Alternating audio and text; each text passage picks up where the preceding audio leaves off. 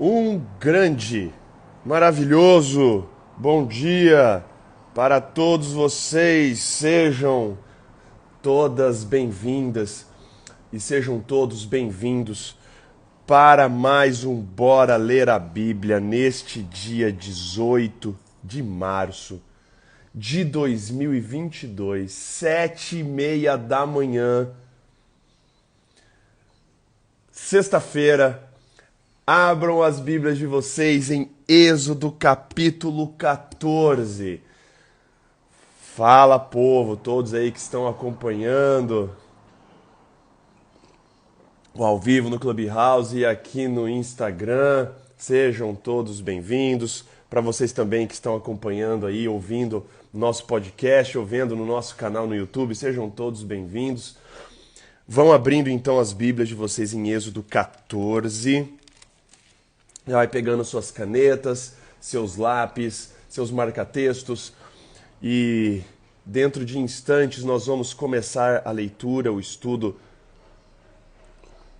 desse baita capítulo, a história mais famosa de todo o livro do Êxodo, talvez a história mais famosa de todo o Antigo Testamento. Antes então vamos fazer uma oração, vamos pedir a presença de Deus. E vamos, em seguida, começar a leitura. Oremos. Pai amado e querido que estás nos céus, nós lhe agradecemos muito, Pai, porque o Senhor é o nosso Criador, o nosso mantenedor, o Senhor é o nosso Salvador, Pai. A Ti todo louvor, a Ti toda honra e a Ti toda glória. Agradecemos pelas bênçãos diárias, agradecemos pela noite de descanso, agradecemos pelo despertar nessa manhã com vida, com saúde, com tranquilidade. E agora, Pai, agradecemos também por termos a oportunidade de abrirmos a Tua Palavra, Pai. Lermos juntos, compartilhar o pão. E ao abrirmos hoje em Êxodo capítulo 14, que o Senhor se faça presente conosco através do Espírito Santo, Pai. Através do Seu Santo Espírito, somente através dele, Pai, que conseguimos a sabedoria que vem do alto, a compreensão para nós entendermos o que nós vamos ler aqui. Seja com todos que estão aqui acompanhando ao vivo. Seja também os que estão acompanhando a gravação. Tudo isso te pedimos e agradecemos, por amor de seu santo e maravilhoso nome, Pai. Amém. Muito bem, gente. Ontem, em Êxodo capítulo 13, nós vimos a consagração dos primogênitos. Nós vimos ali as ordens de Deus para que todo filho mais velho, todo primogênito, fosse separado para Deus, fosse consagrado para Deus, por conta do que tinha acontecido na 10ª praga com os primogênitos do povo do Egito. Como ele ceifou a vida dos primogênitos lá, inclusive dos animais, Deus pede agora que os filhos mais velhos sejam ali todos consagrados, sejam todos separados para ele. E vimos eles partindo, vimos eles saindo do Egito, uma saída triunfante, preparados para lutar, todos ali saindo, todos bravos, todos felizes. Mas essa felicidade não ia durar muito tempo. Nós falamos ontem sobre também a coluna de fogo de noite e a nuvem de dia, que era a manifestação física de Deus ali presente, guiando o povo. E mesmo aquela manifestação física ali, a gente vai ver que o povo sempre dá uma vacilada ou outra. Chegamos então no capítulo 14, que agora os egípcios o faraó vai pistolar e vai começar a perseguir os israelitas. Vamos começar a ler então, capítulo 14, verso 1, na minha Bíblia, na nova versão internacional, começa assim. Disse o Senhor a Moisés: diga aos israelitas que mudem o rumo e acampem perto de Pi-Hairote, entre Migdol e o mar. Acampem à beira-mar, defronte de Baal-Zefon. O faraó pensará que os israelitas estão vagando confusos, cercados pelo deserto. Então endurecerei o coração do faraó e ele os perseguirá. Todavia, eu serei glorificado por meio do faraó e de todo o seu exército. E os egípcios saberão que eu sou o Senhor. E assim fizeram os israelitas. Bom, aqui a gente vê que Deus agora, ele poderia, quando a gente está acompanhando, se você acompanha um mapa e pega um mapinha ali, Deus já, como eu disse ontem, ele já podia ter colocado o povo em rota direta para Canaã, mas ontem a gente viu que se Deus mesmo falou, se eu colocar o povo em rota direta, eles vão chegar diretamente com os filisteus ali militarmente preparados, eles vão arregar, não vão conseguir. Então eu vou desviá-los. Deus já tinha o plano de levá-los até o Monte Sinai. Deus já tinha todo esse planejamento. Mas ele poderia ter guiado o povo para o Monte Sinai dando a volta. Deus não precisava ter colocado eles em rota com o Mar Vermelho. E aqui Deus muda a direção, a nuvem mudando a direção ali, leva eles para de frente do Mar Vermelho. Porque Deus não tinha acabado a sua lição ainda com os egípcios e Deus ainda não tinha nem começado a ensinar uma lição de fé para os israelitas. Deus tinha missões de ensino, Deus tinha motivos, Deus tinha objetivos com os dois lados, tanto com o lado egípcio quanto o lado israelita ao levá-los de frente para o Mar Vermelho. Deus então pede para mudar a rota e ali Moisés ele dá umas rotas, uns pontos bem específicos. E apesar desses pontos serem bem específicos, não existe registros de onde seja esse lugar na história, nos registros egípcios. A gente sabe muito bem que os egípcios eles nunca registravam nos seus murais da história derrotas militares, vezes que eles foram humilhados, enfim. Então, os egípcios, basicamente, eles decidiram apagar esse momento da história e não há registros, inclusive, desses lugares. Mais uma pista aqui é muito interessante que ele fala que era para acampar perto de Pi-Hairote, entre Migdol e o mar. Migdol é uma tradução, significa torre ou fortaleza. Quando eu li a história de Moisés fugindo do Egito, quando ele tinha assassinado aquele egípcio, falei para vocês que todo o caminho, até onde ele foi lá para Midian, o deserto de Midian, era coberto de torres de vigia, torres com guardas. Então não era uma coisa simples você fugir dali até onde Moisés conseguiu fugir. Precisava de um conhecimento muito bom de todo o local ali, coisa que Moisés tinha, porque ele tinha passado 40 anos ali. E esse Migdol aqui sugere e mostra pra gente que todo esse trajeto que eles andaram até o mar, existiam torres de vigia. Existiam torres ali, locais de vigilância do próprio exército, do próprio governo egípcio. E não pense que foi ali do lado. A distância entre ali onde estava o faraó até a beira do Mar Vermelho era uma distância aproximada de 130 quilômetros. Presume-se, deduz-se que eles demoraram mais ou menos 2 dias de caminhada até chegar ali na beira do Mar Vermelho. Então agora a situação era a seguinte, eles estão ali no Mar Vermelho, com a frente, cadeia de montanhas de um lado, um desertão do outro, e olha só. Verso 5. Contaram ao rei do Egito que o povo havia fugido. Então o faraó e os seus conselheiros mudaram de ideia e disseram: "O que foi que fizemos? Deixamos os israelitas sair e perdemos nossos escravos, nossa mão de obra, a gente perdeu?" Então o faraó mandou aprontar a sua carruagem e levou consigo o seu exército. Levou todos os carros de guerra do Egito, todos. A maior potência militar da época era o Egito. E o faraó leva todos os carros militares, como se ele levasse todos os tanques de guerra, né, o similar. Levou tudo atrás deles. Levou todos os carros de guerra, verso 7, inclusive 600 dos melhores desses carros, cada um com um oficial no comando. O Senhor endureceu o coração do faraó, rei do Egito, e este perseguiu os israelitas, que marchavam triunfantemente. Os egípcios, com todos os cavalos e carros de guerra do faraó, os cavaleiros e a infantaria saíram em perseguição aos israelitas e os alcançaram quando estavam acampados à beira-mar, perto de Pi-Hairote, de fronte de Baal-Zefon. Aqui é colocado uma situação, e Moisés aqui foi muito... Cara, ele era um ótimo escritor, né? Moisés ele era um cara muito top de escrita. E aqui ele descreve uma cena, cara, completamente aterrorizante. De frente para eles existia um marzão. De um lado uma cadeia montanhosa. Do outro um deserto.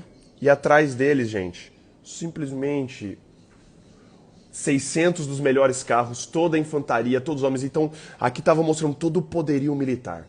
E Moisés coloca e descreve aqui todo o poderio militar de uma forma até assim, sarcástica, mostrando tipo, cara, olha só, o que o faraó tentou fazer, achou que o orgulho do faraó, todos os seus cavalos de guerra, todos os seus comandantes, todos os seus soldados marchando e tudo mais. Acredita-se que o faraó alcançou eles, enquanto os israelitas demoraram uns 2 dias ali, ele com esses cavalos aí demoraram um dia no máximo para alcançar eles. Verso 10. Ao aproximar-se o faraó, então eles olharam para trás e viram aquela nuvem vindo assim, ó. E olharam e avistaram os egípcios que marchavam na direção deles. E aterrorizados, clamaram ao Senhor. Disseram a Moisés, aí começa, né? Começa o chororô do povo, começa aí a reclamação. Ele sempre. A gente tem esse costume, né? Quando a gente está numa situação cabulosa, quando a gente está numa situação tensa, ou quando acontece algo assim, a gente tende a buscar sempre um culpado para apontar o dedo, né? A gente vê isso desde o início da Leis de Gênesis, quando Adão colocando a culpa em Deus da mulher que ele tinha dado, a Eva botando a culpa na serpente que Deus tinha criado, todo mundo ali, então, mais ou menos colocando a culpa em Deus. E a culpa sempre vai cair em cima de alguém, porque a gente nunca quer assumir os nossos BOs, a gente nunca quer lidar com a situação, né? A gente é ser humano, é assim.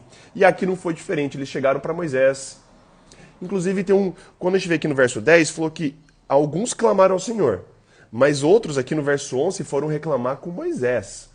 E olha a reclamação do povo, olha o nível de desespero. Foi por falta de túmulos no Egito que você nos trouxe para morrermos no deserto? O que você fez conosco, tirando-nos de lá? Já lhe tínhamos dito no Egito, deixe-nos em paz. Seremos escravos dos egípcios, antes ser escravos dos egípcios do que morrer no deserto. A que ponto nós chegamos, né, gente? Eles preferiam antes ser escravos do que morrer no deserto. Olha, Moisés, o que você fez com a gente? Cara, eles tinham acabado de ver tudo que Deus tinha feito, as 10 pragas caindo, tá? Preste atenção. Eles tinham acabado de ver, acompanhado aí nos últimos meses, as 10 pragas caindo. A morte dos primogênitos. Eles tinham feito conforme Deus tinha mandado para aspergir o sangue nos umbrais das portas. Agora eles saem do Egito com uma coluna de fogo à noite, uma nuvem de dia. E agora eles vão reclamar com Moisés. Tipo assim, eles instantaneamente se esquecem da presença de Deus. Instantaneamente. Quando aparece o menor, né? Vamos combinar aqui. Era um problemão. Na visão humana, isso aqui era um baita de um problema. Apareceu o problema, eles já esquecem de Deus instantaneamente. Não enxergam solução, apesar de Deus estar guiando eles o tempo todo. Eles se esquecem, nós nos esquecemos. É muito confortável a gente se lembrar de Deus nos momentos bons, nos momentos de bênção, nos momentos de libertação, a gente fica de boas, né? Ah, que legal. Mas aparece um BO, a gente já, Deus, cadê? Deus, esquece de Deus, já se desespera. Verso 13, Moisés respondeu ao povo, não tenham medo. Fiquem firmes e vejam o livramento que o Senhor lhes trará hoje. Porque vocês nunca mais verão os egípcios que hoje vêm. O Senhor lutará por vocês, tão somente acalmem-se. Moisés não fazia... Cara, e aqui é muito louco. Porque Moisés não fazia ideia do que Deus ia preparar. Moisés não fazia ideia. Só que Moisés já estava com sua fé completamente firmada em Deus. Moisés não sabia o que iria acontecer, mas ele sabia e ele afirma poderosamente aqui. Olha o livramento, observe o livramento que Deus vai dar para vocês hoje. Porque vocês nunca mais verão os egípcios que hoje vocês veem. Moisés não sabia ainda do plano de Deus, como a gente vai ler aqui na sequência, mas Moisés sabia que Deus ia dar um jeito.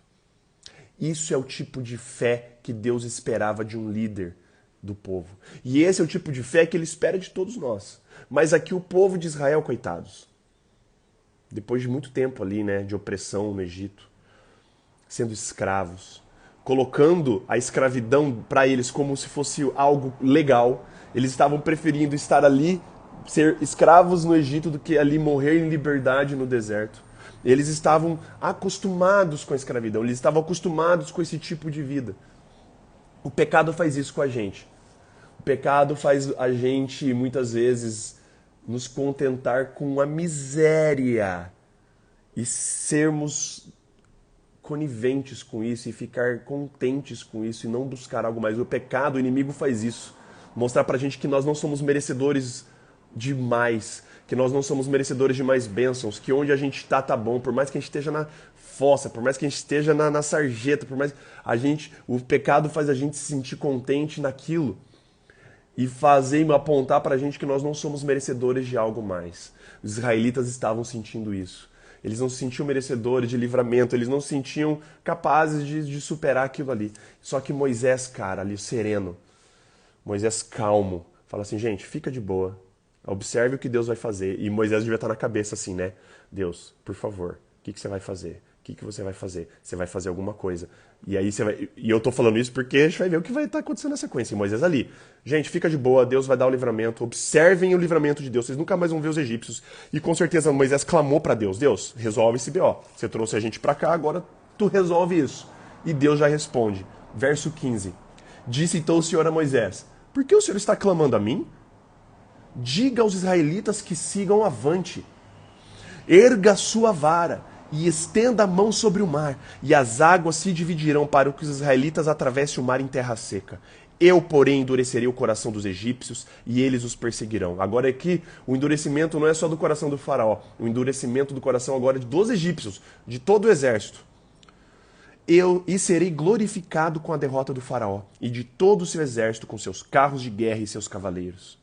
Os egípcios saberão que eu sou o Senhor, quando eu for glorificado com a derrota do faraó, com os seus carros de guerra e seus cavaleiros. Lembra que Deus tinha uma dupla missão, duplo objetivo, tanto com os israelitas, tanto quanto os egípcios. Para os egípcios, o que Deus tinha de objetivo? De o quê?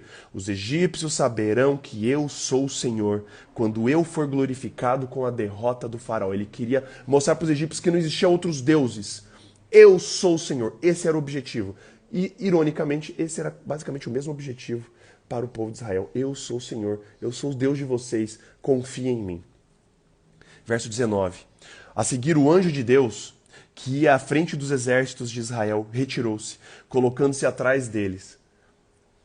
A coluna de nuvem também saiu da frente deles e se pôs atrás. Entre os egípcios e os israelitas, Deus se coloca entre o povo e os egípcios. Deus, próprio Deus, serve de escudo para eles aqui agora.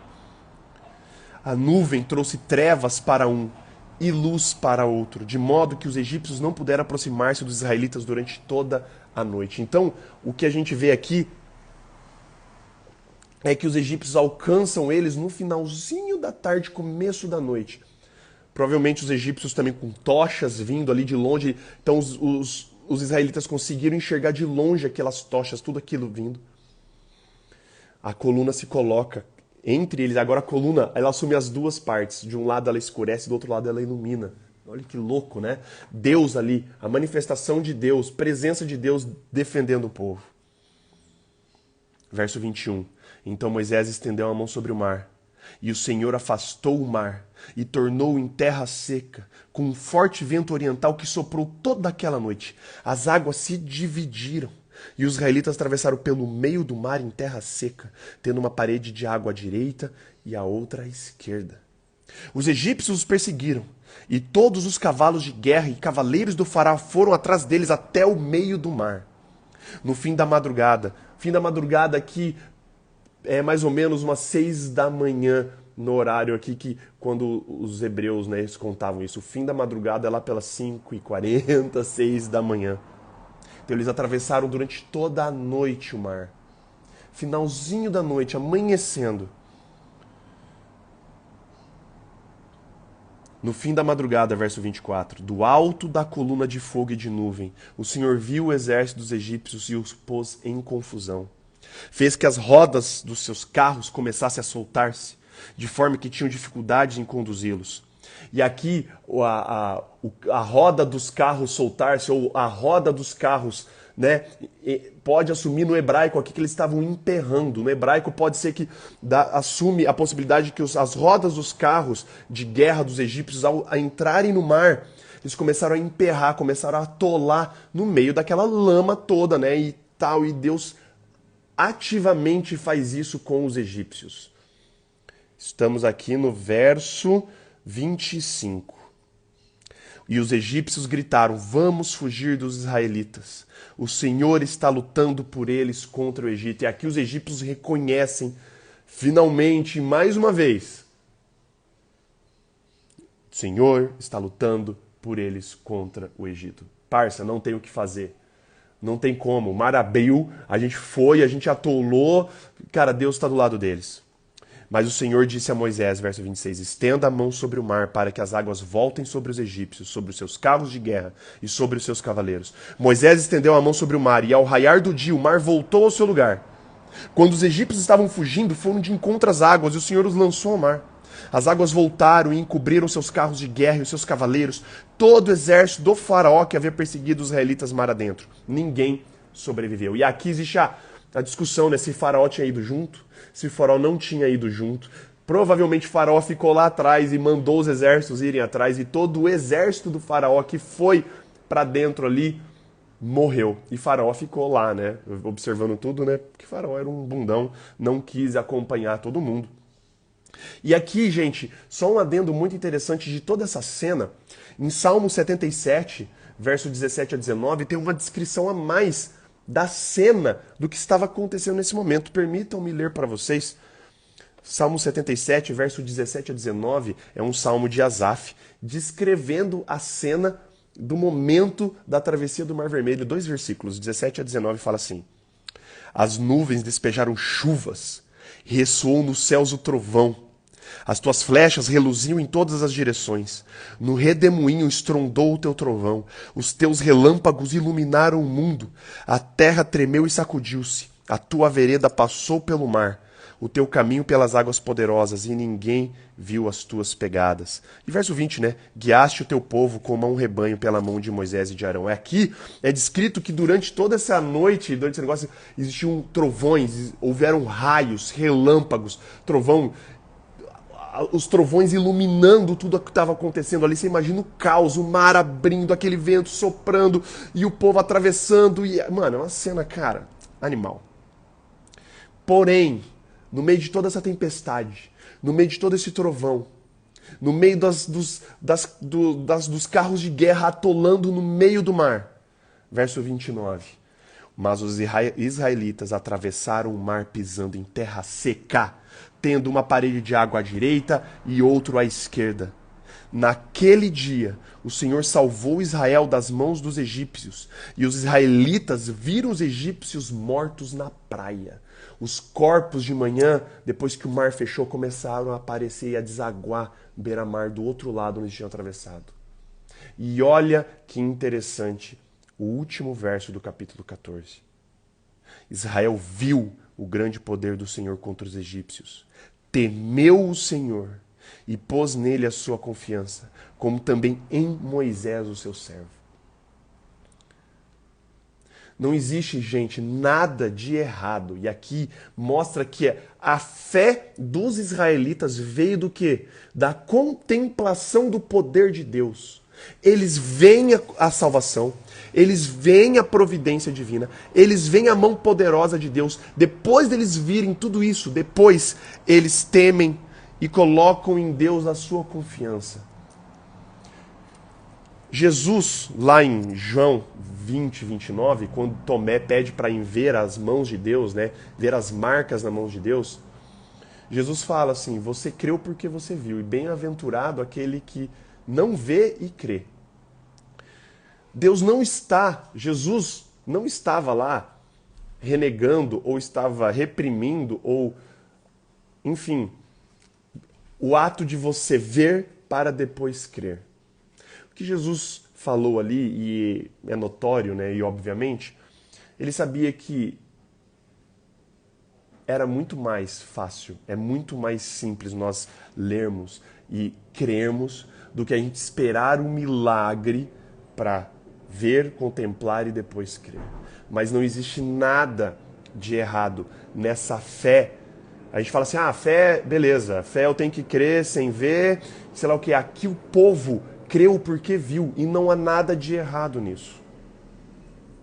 Talvez você possa não ver milagres, mar vermelho abrindo, coluna de fogo, sarça ardente e outras providências que Deus realizou e realizará ainda com o povo aqui.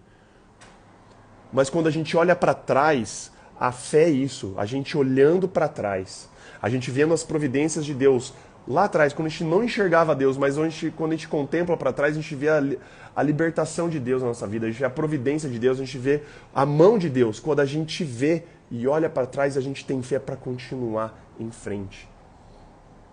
Eu digo e repito, a nossa fé é como se a gente estivesse num barco, remando. Sabe aqueles barcos a remo que você rema para trás, né? Rema para frente, desculpa, só que olhando para trás.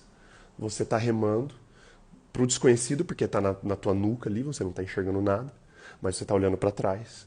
A fé é isso, é você olhar para trás, ver os feitos de Deus. E ao ver os feitos de Deus atrás, você tem fé para o desconhecido que está à frente.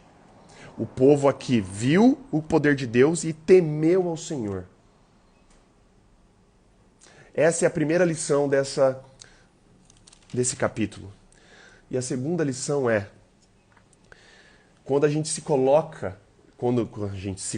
nós nos vemos em dificuldades, em situações absolutamente que na nossa visão são situações que nós não temos saída, em que aparentemente não há uma solução, que nós possamos aprender com os 3 grandes imperativos aqui desse capítulo 14 que Deus fala para cada um de nós.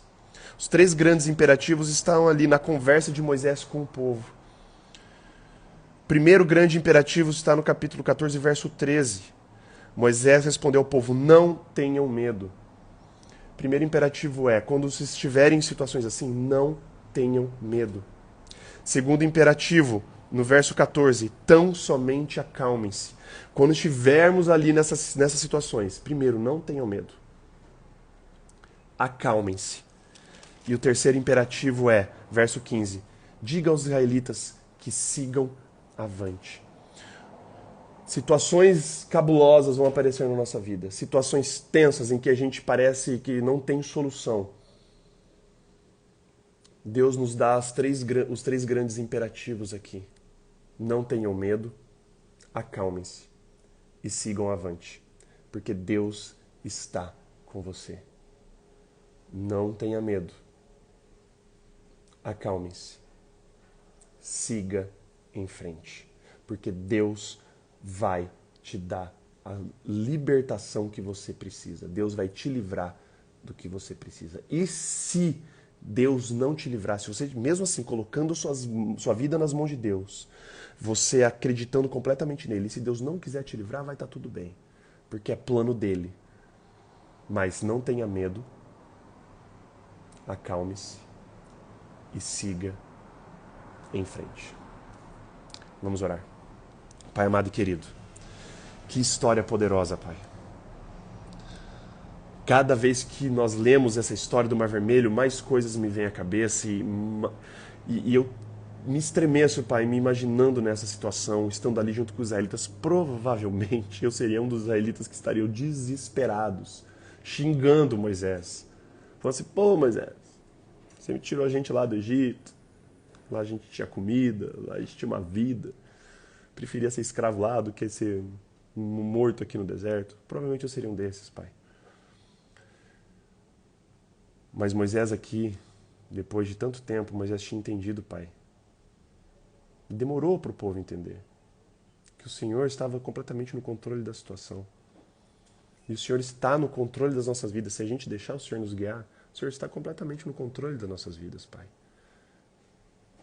Quando nós nos depararmos com situações, Pai, não sei quais situações que todos que estão ouvindo aqui possam estar enfrentando, situações na sua família, problemas familiares, no seu casamento, nos seus relacionamentos, problemas no seu trabalho, problemas na faculdade, enfim, Pai. Eu não sei.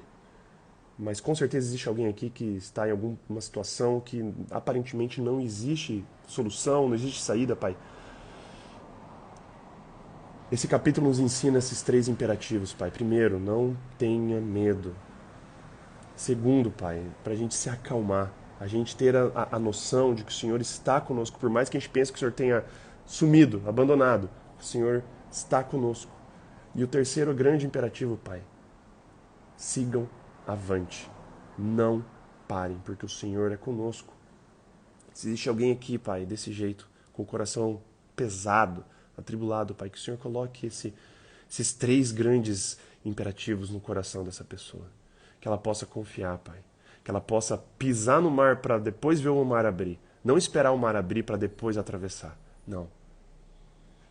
Que eles pisem na água, já esperando o livramento do Senhor. Que nós possamos ser, Pai, cada dia mais iguais a Moisés aqui. Moisés não fazia ideia do que o Senhor ia providenciar para eles.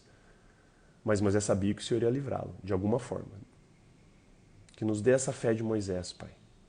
E que ao olharmos para trás, Pai, e observarmos todas as vezes que o Senhor nos livrou, que a gente possa ter fé para continuar seguindo. O futuro é incerto, o futuro é uma neblina, o futuro nós não enxergamos, mas porque o Senhor já nos salvou no passado, porque o Senhor já estendeu sua mão poderosa sobre as nossas vidas lá atrás, olhando para esses feitos na nossa vida, Pai, podemos ter certeza de que o Senhor continuará nos protegendo no futuro, Pai. Nos dê essa fé. Molde a nossa fé constantemente, Pai. Por favor. Seja aqui com todos, Pai. Seja com todas as famílias aqui representadas, com seus problemas. Que a gente possa, Pai, com a sua ajuda, resolver esses problemas. Que a gente possa administrar todas as situações, Pai. Seja com todos que estão acompanhando aqui a gravação também, não só ao vivo e com seus problemas também, Pai. Seja com esse mundão, Pai. Esse mundão está cada dia mais convulsionando. As brigas, as guerras, as tretas estão cada vez aumentando mais, Pai. É guerra na Ucrânia, é guerra no Iêmen, é refugiados na Síria, é Mianmar, é tragédia de terremoto no Japão, é enchente na Austrália, é deslizamento aqui no Brasil, é incêndio em outros lugares. Pai, por favor, volte logo. Volte logo porque a gente não aguenta, Pai. Esse sofrimento não era seu plano. Que o Senhor possa voltar logo, Pai, para nos dar o livramento final. Que o Senhor nos levar contigo, Pai, para os céus, para habitarmos ao seu lado, Pai. Onde não haverá mais dor, mais morte, mais choro, mais luto. Perdoe os nossos pecados e faltas, Pai. Perdoa nosso coração egoísta, nosso coração medroso. Perdoa nossa falta de fé. Nos dê uma ótima sexta-feira, Pai. Com suas bênçãos e com a sua proteção. Tudo isso te pedimos e agradecemos. Por amor de seu santo e maravilhoso nome, Pai. Amém. Tudo bem, gente? Queria agradecer aí a presença de todos vocês. E fica o convite para não perder o próximo episódio. Todos os dias nós fazemos isso. De segunda a sexta, das 7h30 às 8 da manhã. Sábados, domingos e feriados, das 8h30 às 9 da manhã, lendo um capítulo da Bíblia por vez. Hoje nós lemos Êxodo 14, amanhã leremos Êxodo capítulo 15 e assim por diante. Fale desse projeto para as pessoas, fale para as pessoas que você gosta, que estão precisando retomar o hábito da leitura da palavra, fale com eles. Convide-os para participar conosco aqui ao vivo todos os dias. E se eles não puderem acompanhar ao vivo, nós temos o nosso podcast no Spotify, nós temos o nosso canal no YouTube. Fale desse canal, apresente esse canal para os seus amigos, seus familiares, seus conhecidos. E assim, diariamente, nós estudaremos a palavra e repartiremos o pão todos os dias. Beleza, gente? Todos tenham uma ótima sexta-feira. Segura as pontas aí, firmão. Lembre-se dos 3 imperativos aqui de Êxodo 14 e tamo junto. Beleza? Um beijo, abraço para vocês. Até amanhã, então, com Bora Ler a Bíblia, Êxodo capítulo 15. Um grande abraço, valeus e falows!